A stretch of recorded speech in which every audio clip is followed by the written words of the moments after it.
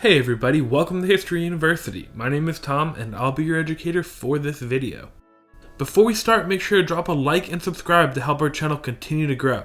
Now let's dive into the video. Today we're going to break down the top 10 longest reigning monarchs. Starting with number 10, we have Emperor Showa of Japan. During his lifetime he was known as Hirohito, but in Japanese tradition, emperors get a new title after passing. Hirohito's reign is referred to as the Showa era. Hirohito ruled from 1926 until 1989 for a total of 62 years and 13 days. He was the head of state during Japanese imperial expansion, militarization, and the involvement in World War II. After Japan's surrender, he was not prosecuted for war crimes, even though many other members of his government were. His degree of involvement during wartime decisions still remains controversial. During the post-war period, he became the symbol of Japan under the post-war constitution and Japan's recovery. By the end of his reign, Japan had emerged as the world's second largest economy. At number 9, we have James I of Aragon. He was the King of Aragon, Count of Barcelona, and Lord of Montpellier from 1213 to 1276. Under his reign, he expanded the Crown of Aragon north, south, and southeast. He was an important figure in the development of the Catalan language, and even sponsored Catalan literature. Today, there are roughly 8 million Catalan speakers, primarily located in Spain, Andorra, France, and Italy.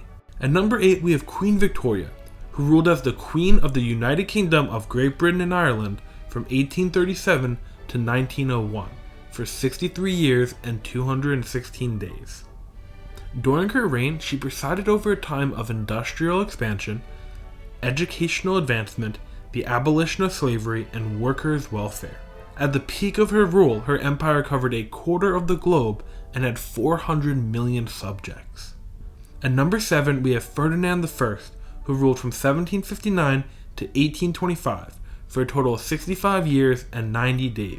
He was the king of two Sicilies, the Kingdom of Naples and the Kingdom of Sicily. He was twice disposed from the throne of Naples, once for 6 months in 1799 and then again by Napoleon in 1805, before being restored in 1816.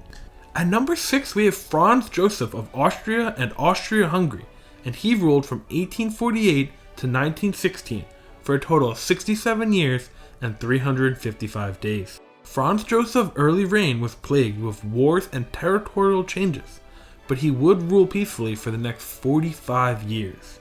Over the next 45 years, he suffered multiple personal tragedies. There was the execution of his brother, Emperor Maximilian of Mexico, in 1867, the suicide of his son, Prince Rudolf, in 1889, the assassination of his wife, Empress Elizabeth, in 1898, and the assassination of his nephew and heir, Archduke Franz Ferdinand, in 1914. At number 5, we have Khaynab Pakal, who ruled over the Mayan state of Palenque for 68 years and 33 days in the 7th century. Pakal was responsible for the construction and extension of some of Palenque's most notable surviving inscriptions and monumental architecture.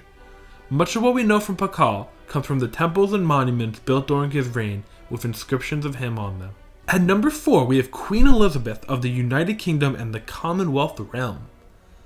As of writing this video, she has ruled for 70 years and 26 days, which is within 100 days of the next two people on this list. She has reigned as a constitutional monarch through the majority of her political career. She has faced the troubles in Northern Ireland, the de-evolution of the United Kingdom, the accession of the United Kingdom to European communities, the United Kingdom's withdrawal of the European Union, and the decolonization of Africa. The numbers of her realm have varied over time as territories have gained independence. She has had many notable historic visits, such as the time she visited the Republic of Ireland and met with 5 popes throughout her lifetime. At number 3, we have Johan II of Liechtenstein, who ruled for 70 years and 91 days between 1858 and 1929. In 1862, Johann issued Liechtenstein's first constitution. Later, after Liechtenstein left the German Confederation in 1866, and after World War I, Johan granted a second constitution in 1921. It granted considerable political rights to common Liechtensteiners. In 1866, after leaving the German Confederation, Johan abolished the army as he regarded it having no necessary purpose. At number 2, we have Rama IX, who served for 70 years and 126 days between 1946 and 2016. Rama oversaw 30 different prime ministers while being monarch and amassed a wealth of over $30 billion. And at number 1, we have Louis XIV, aka the Sun King. Louis ruled for 72 years and 110 days. He became king at 4 years old in 1643 and would remain until 1715. His reign is often seen as the peak of French culture and art. Under his reign, he was responsible for the construction of the palace and gardens of Versailles, and also founded the French Academy of Sciences. During the first 3 decades of his rule, his armies conquered numerous territories along France's border, solidifying France's legacy as a European power during the 17th century. He's also responsible for colonization efforts in the New World. Even today, the US state Louisiana is actually still named after King Louis XIV. Well, that wraps up for this video. Drop a like and subscribe if you haven't. Thank you very much for tuning in, and most importantly, have a good day.